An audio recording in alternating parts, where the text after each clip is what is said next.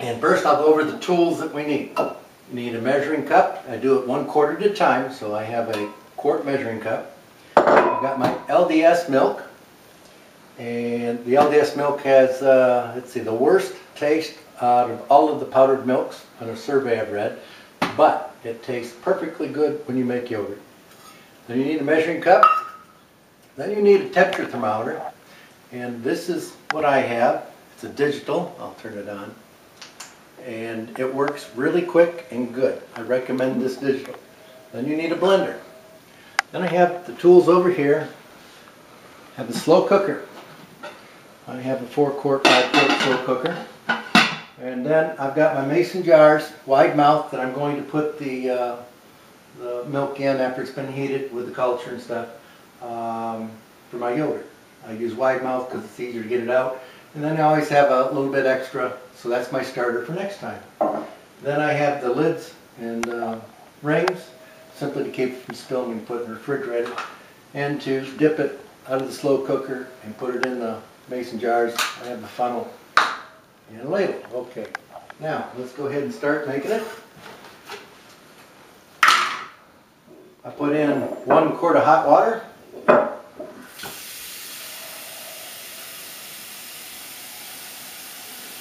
show you how quick this is. Let's go ahead and time how much it's going to take to do all 5. Time right now is 2:58. Okay, so I have 1 quart of hot water. Goes in blender.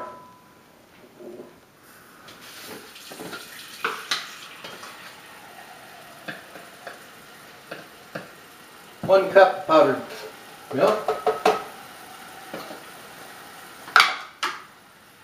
And this is going to make some noise.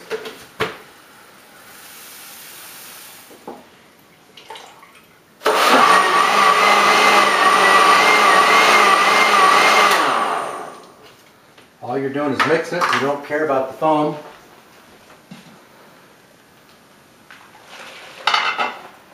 Put that in my slow cooker. I'm going to turn it on high.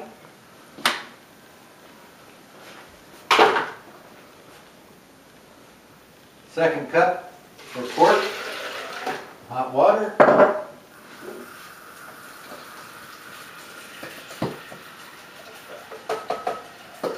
Measurements don't have to be exact.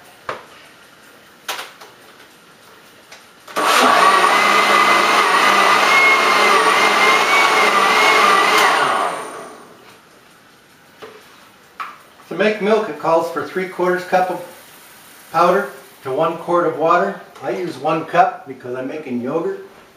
It lets the yogurt be a little bit more solid when it's made. That was 2, there's 3.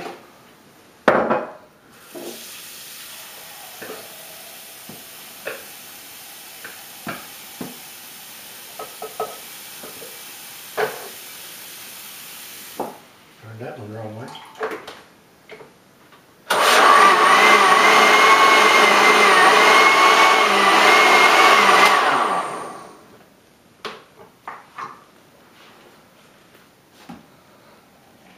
You can see that it's a lot of foam on top of it. Sometimes I have to wait for a while to add that last quart.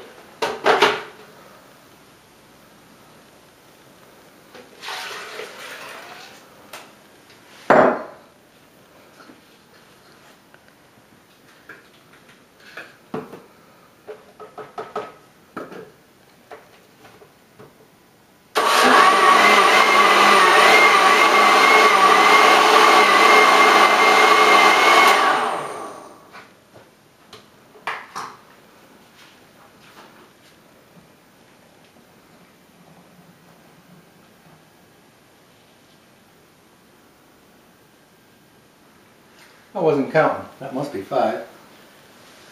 Okay, that's it. Now I just clean up my mess.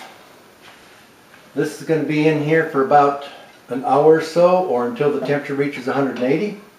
Then I'm going to take it off and we'll come back then.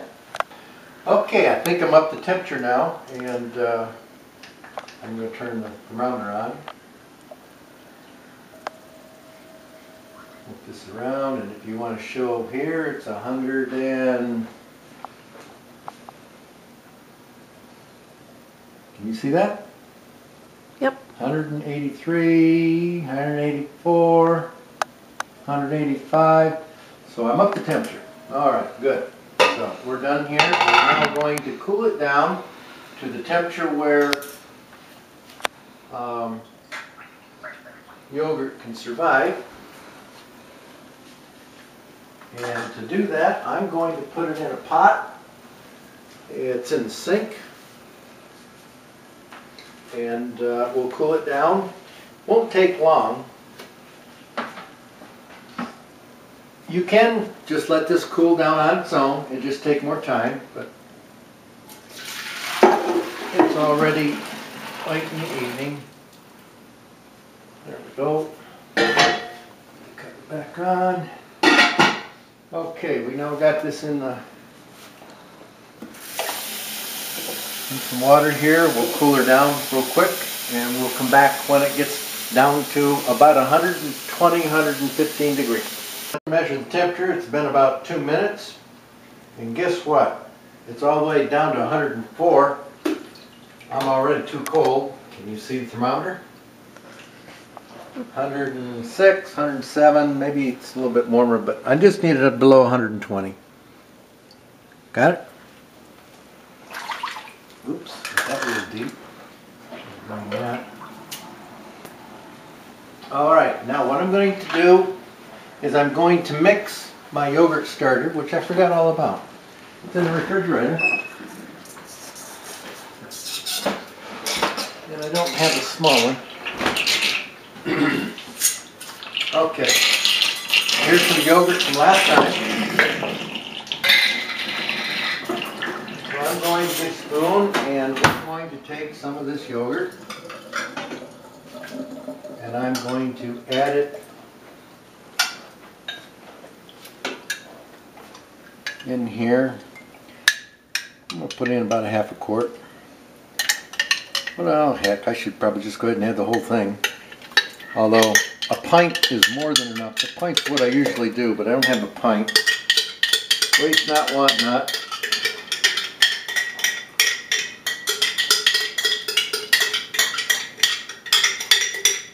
I wasn't prepared for this one, was I? Alright, we're going to mix it and stir it.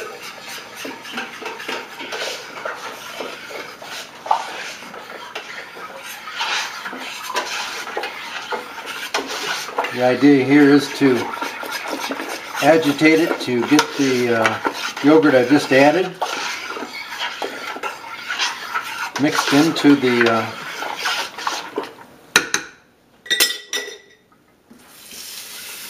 ingredients. Okay, now what we're going to do is take an empty mason jar, wide mouth, and I'm going to fill it. Okay, I'm going to try to stir it up so I make sure I get, if there's any of the solids of what I just added, of the yogurt, that I'm trying to get some. So I don't just scoop off the top.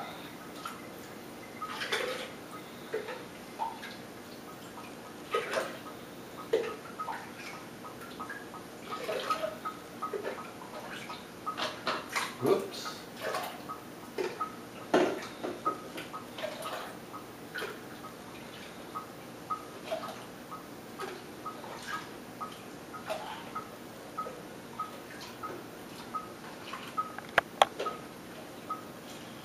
All right.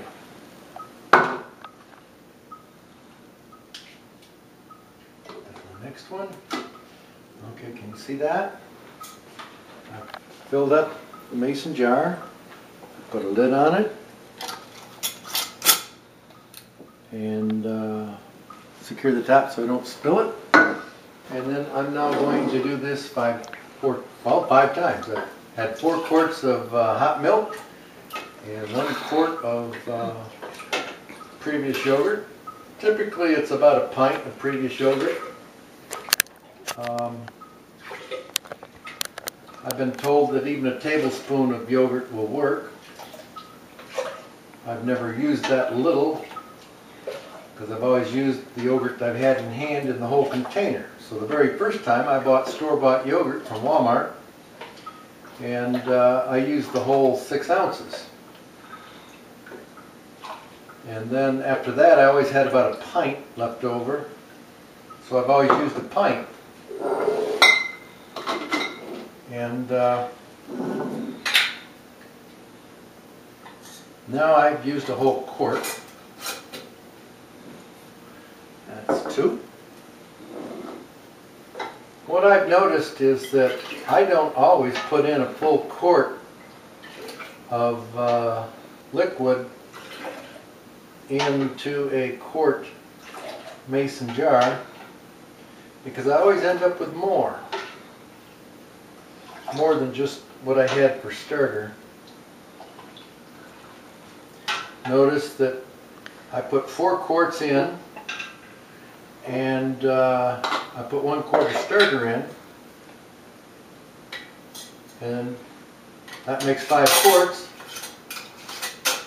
So right here I have 5 quarts, but I still got more.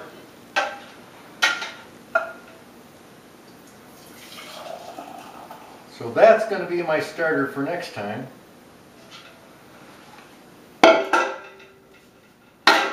It is half a pint. So that'll be my starter for next time. Now, what I have here is an oven that has dehydration mode in it. Upper oven, and dehydrate. Notice I can set it for 120. I'm going to go a little bit lower than that. We'll go for 115 and go. Alright, so what I do now is I'm going to set my 5 quarts and my pint container into the oven, and it's going to be going for 115 degrees. In 2 to 3 hours that's going to be solid, and it'll be time to take it and cool it down. Well, it's been about 3.5 hours, and I checked it earlier and we're solid. Let me turn the light on. As you can see, we got a little bit of liquid on it, but otherwise it's solidified. So, take it out.